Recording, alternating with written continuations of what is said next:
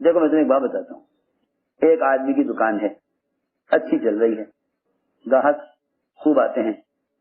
سامنے والی دکان والے کو حسد ہوا. اس نے حسد میں سوچا کہ کیا کرنا چاہیے. یہاں سے سننا بات, اللہ کرے سمجھ میں آ جائے.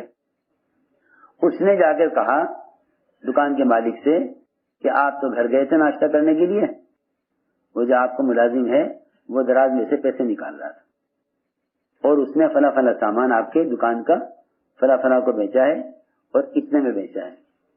بس اتنی بات اس نے مالک کے کان میں ڈال دی اور کچھ نہیں. مالک آیا دکان پر, پیسے کی نہیں اور ملازم کو نکال دیا. وہی ایک تجربے کار ملازم تھا جو دکان چلا رہا تھا, اسے نکال دیا. دوسرا ملازم اس کو ایسا ملا نہیں. چند دن میں دکان بند ہو گئی.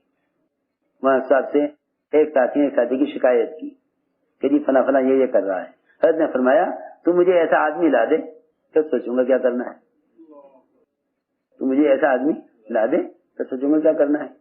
جی ہاں, اصل میں اللہ سے کم تعلقی کی وجہ سے عقلیں مغلوب ہو گئی, کام ہی نہیں کرتی. صاف بات ہے. اللہ کی ذات کے ساتھ ایسا تعلق بڑھاؤ کہ اللہ ہم پر کام کی حکمتیں کھول دیں. اللہ ہم پر کام کی حکمتیں کھول دیں. ورنہ یہ سب سے آسان راستہ ہے کسی کاروبار کو ٹھپ کرنے کے لیے.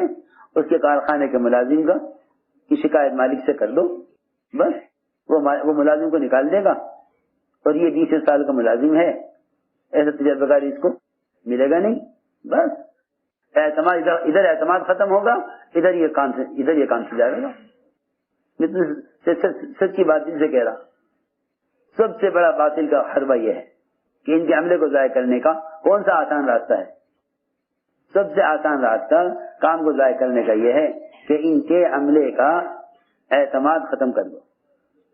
ان کے عملے کا اعتماد, پوری طاقت لگتی ہے اس پر, پوری طاقت لگتی ہے اس پر کہ کسی طرح ان کا اعتماد ختم ہو. سنو دھیان سے, پوری طاقت لگتی ہے اس پر, اعتماد ختم ہو جائے. بس جب اعتماد ختم ہو جائے گا تو پھر لوگوں کا رخ ان کی طرف سے ہماری طرف ہو جائے گا. جی ہاں, یہ شیطان کی پٹی ہے, یہ شیطان کی پٹی بڑھا دے گا کہ تم ان کا اعتماد ختم کر دو تو پھر لوگوں کا دل تمہاری طرف پھر جائے گا. سنو تو صحیح کیا کہہ رہا, سب مل کر کیا کرو, ان کا اعتماد ختم کر دو. جب یہ آدمی غیر معتمد ہو جائے گا تو بس پھر لوگ اس کو چھوڑ کے ہماری طرف آ جائیں گے, اس کو چھوڑ کے اس کی طرف ہو جائیں گے. جی ہاں, یہ سیاسی سوچ ہوتی ہے کہ ان کا اعتماد کسی طرح ختم کرو. میں تم سے بات بتاتا ہوں, صحیح حدیث ہے, اس سے میری بات کا مقصد واضح ہو جائے گا. حدیث میں آتا ہے, یہ فرمایا حضور اکرم صلی اللہ علیہ وسلم نے کہ جو شخص لوگوں کو خوش کرنے کے لیے اللہ کو ناراض کر لے گا, اللہ اس سے ہمیشہ کے ناراض ہو جائیں گے اور لوگوں کو بھی اس سے ناراض کر دیں گے. اور جو آدمی اللہ کو راضی کرنے کے لیے ساری مخلوق کو ناراض کر لے گا, اللہ بھی اس سے راضی ہو جائیں گے, مخلوق کو بھی اس سے راضی کر دیں گے. کہ قلوب کس کے ہاتھ میں ہے؟ قلوب اللہ کے ہاتھ میں ہے. قلوب اللہ کے ہاتھ میں ہے. جو کسی کام کا ارادہ اللہ کو سامنے رکھ کر اور اس کے حکم کو سامنے رکھ کر کرے گا, وہ تنہا ہو کر بھی اکثریت میں ہے. یہ بھی میں حدیث کا فہمت کر رہا ہوں, وہ تنہا ہو کر بھی اکثریت میں ہے. بعض مرتبہ دھوکہ لگتا ہے یہ اتنے سارے ہیں, یہ اتنے تھوڑے سے ہیں. حق اور باطل کے درمیان اقلیت اکثریت کا تو کوئی بنیاد ہی نہیں ہے. اگر حق پر ایک فرد ہے تو وہ اکثریت میں ہے, اور اگر باطل پر ساری امت مجتمع ہو جائے تو وہ اقلیت میں ہے.